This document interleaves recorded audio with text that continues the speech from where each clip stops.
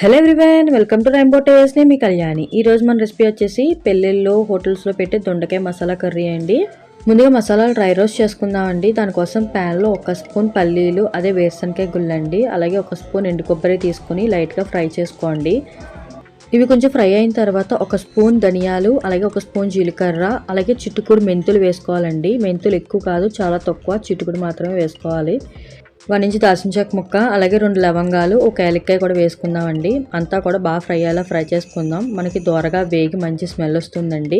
ఇప్పుడు 1 స్పూన్ గసగసాలు వేసుకుందామండి. లాస్ట్లో వేసుకుందాం, ముందేస్తే మాడతాయి కాబట్టి. ఈ డ్రై మసాలా అంతా కూడా చల్లారిన తర్వాత మెత్తగా మిక్సీ చేసి పక్కన పెట్టుకుందామండి. ఈ లోపల ఇంకో ప్యాన్లో ఆయిల్ వేసుకుందాం. 3 టేబుల్ స్పూన్స్ ఆయిల్ వేసుకుంటున్నానండి నేను. ఈ కర్రీకి మనకి కొంచెం ఆయిల్ ఎక్కువే పడుతుంది. దొండకాయ నేను చూపిస్తున్న విధంగా 4 నాట్లు పెట్టుకోవాలండి. తలతోక కూడా కట్ చేసి పక్కన పెట్టుకుందాం. దీన్ని ఇప్పుడు ఆయిల్లో వేసి ఫ్రై చేసుకోవాలండి, దొండకాయలంతటినీ కూడా. దీంట్లో కొంచెం సాల్ట్ వేసి మగ్గించుకుందాం అండి. మన దొండకాయలు ముందుగా ఆయిల్లో మగ్గించుకోవడం వల్ల కర్రీ చాలా తొందరగా అయిపోతుందండి. మీరు కనుక ఫస్ట్ టైం నా ఛానల్ చూసినట్లయితే నా ఛానల్ సబ్స్క్రైబ్ చేసుకోండి, లైక్ చేయండి, షేర్ చేయండి, పక్కనున్న బెల్ ఐకాన్ క్లిక్ చేయండి. అప్పుడైతే కొత్త వీడియోస్ యొక్క నోటిఫికేషన్స్ మీకు వస్తాయండి. ఈ విధంగా మూత పెట్టుకుని దొండకాయలన్నీ మగ్గించుకోవాలండి. దొండకాయలు బాగా మగ్గిపోవాలి. చూస్తున్నారు కదండి, నేను వీడియో క్లిప్లో చూపించిన విధంగా దొండకాయలన్నీ మగ్గపెట్టుకోవాలండి. ఈ మగ్గిపోయిన దొండకాయలు ప్లేట్లో తీసి పక్కన పెట్టుకుందాం అండి. ఇప్పుడు అదే ప్యాన్లో 1 రెమ్మ కరివేపాకు వేసుకుంటున్నానండి. కరివేపాకు కూడా కొంచెం వేగనిద్దాము. కరివేపాకు వేగిన తర్వాత నేను 1 పెద్ద సైజు ఉల్లిపాయలని సన్నగా తరిగి వేసుకుంటున్నానండి. ఈ ఉల్లిపాయ ముక్కలన్నీ కూడా ఆయిల్లో చక్కగా వేగిపోవాలండి. చూపిస్తున్నాను కదా, ఆనియన్స్ అన్నీ వేగిపోయినాయి. ఇప్పుడు 1 స్పూన్ అల్లం వెల్లుల్లి పేస్ట్ వేసుకుందామండి. అల్లం వెల్లుల్లి పేస్ట్లో ఉన్న పచ్చివాసన పోయేదాకా ఫ్రై చేసుకోవాలి. ఇప్పుడు దీంట్లో 1 పెద్ద సైజ్ టమాటోని చిన్న చిన్న ముక్కలుగా కట్ చేసి వేసుకోవాలండి. టమాటో కూడా చక్కగా మగ్గిపోవాలి మనకి. అలాగే మీ ఫ్రెండ్స్ అండ్ ఫ్యామిలీ మెంబర్స్లో దొండకాయ అంటే ఇష్టపడే వాళ్ళకి ఈ వీడియో షేర్ చేయడం అస్సలు మర్చిపోవద్దు. మనం ముందుగా డ్రై మసాలా ఫ్రై చేసి మిక్సీ చేసి పక్కన పెట్టుకున్నాం కదండి, ఆ పేస్ట్ అంతా కూడా ఇప్పుడు దీంట్లో వేసేయాలండి. ఆయిల్లో ఒక 10 మినిట్స్ పాటు ఇది ఫ్రై అవ్వాలి. అప్పుడే దీంట్లో ఉన్న పచ్చివాసన అంతా పోతుంది.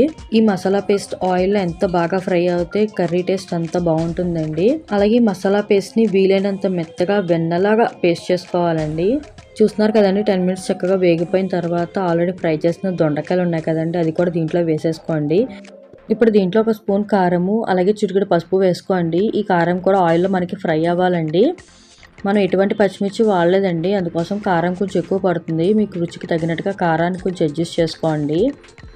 ఇప్పుడు దీంట్లో 1 గ్లాస్ వాటర్ వేసి మొత్తం దొండకాయలు మసాలా అంతా కూడా చక్కగా ఉడికించుకుందామండి. ఫ్లేమ్ని లోలో పెట్టుకుని 10 మినిట్స్ పాటు ఉడికించుకోవాలండి కర్రీని. అప్పుడే కర్రీ టేస్ట్ బాగుంటుంది.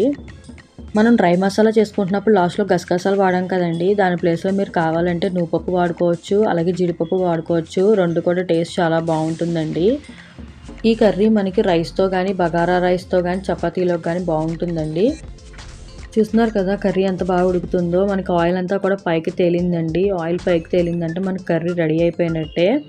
ఇప్పుడు లాస్ట్లో కొంచెం కొత్తిమీర వేసి కలుపుకొని దించేసుకోవడమేనండి. మీరు కొంచెం మసాలా కనుక ఇష్టపడినట్లయితే కనుక 1 స్పూన్ గరం మసాలా లాస్ట్లో వేసుకుని ఒకసారి కలుపుకొని దించుకోండి. అలా కూడా టేస్ట్ బాగుంటుంది. నేనైతే ఇక్కడ వేయట్లేదండి. అంతేనండి, సూపర్ టేస్టీ దొండకాయ గ్రేవీ కర్రీ రెడీ అయిపోయింది. నచ్చింది కదా? నచ్చితే మీరు కూడా ట్రై చేసి మీకు ఎలా కుదిరింది అనే విషయం నాతో కామెంట్ బాక్స్లో షేర్ చేసుకోవడం అస్సలు మర్చిపోద్దండి. Thank you for watching.